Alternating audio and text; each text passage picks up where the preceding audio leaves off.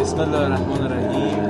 ما از گروه جهادی شهید دکتر صادقی هستیم که در قالب پیکره جهادی در استان هرمزگان جزیره قشم حاضر شدیم و این اردو هم برای خود بنده اردو شاید دهم یا 11 10 به بالا هستش، ولی خب برای بقیه دوستان بیش از 10 سال هستش که درگیر اردو منتظر جهادی دامپزشکی هستن.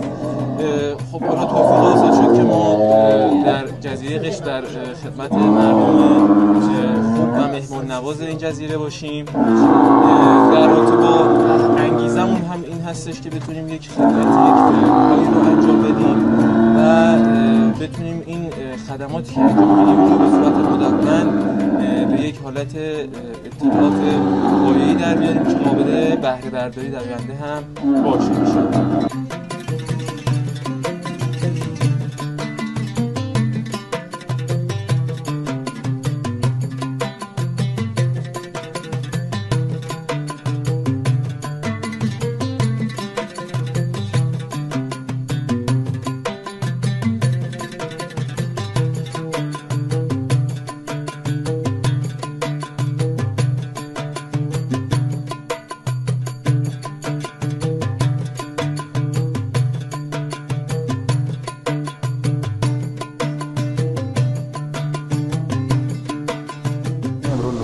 شهریور 1404 بنده محمد صدیق ارن هستم، رئیس اداره دام شهرستان قشم. با توجه که اکیپ اردوی جهادی اعزامی از بنیاد علی و با همکاری سازمان مدرسه آزاد و سازمان دانش کشور مراجعه کردن به شهرستان قشم. ما مد نظر داریم که حداقل 6 تا روستا تو بازی فشرده و 3 روزه به اتمام برسونیم و پیش بینی می‌کنیم که 2500 رأس دام سبک سنگین، بحث واکسیناسیون و سمپاشی ضد انگل خارجی و داخلی و شامل 5 دکتر دامپزشک که جهت درمان در روستاها دارن خدمات رسانی میکنن و با توجه به پراکندگی دام که با پراکندگی دام سجاده هم زیاده و یه داره با هوای گرم هم دامپزشکا دارن خونه به خونه به دامهای مریض رو معالجه میکنن.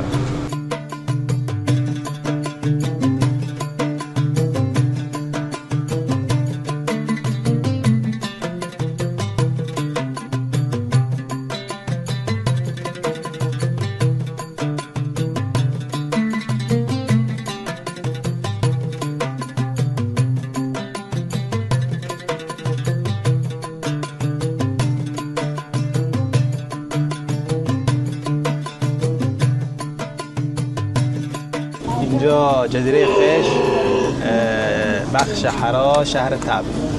ما این 30 نفر شطور داریم. گروه جهادی هم دستشون در نکنه از تهران اومدن و دارن رسیدگی میکنن، سمپاشی، سوزن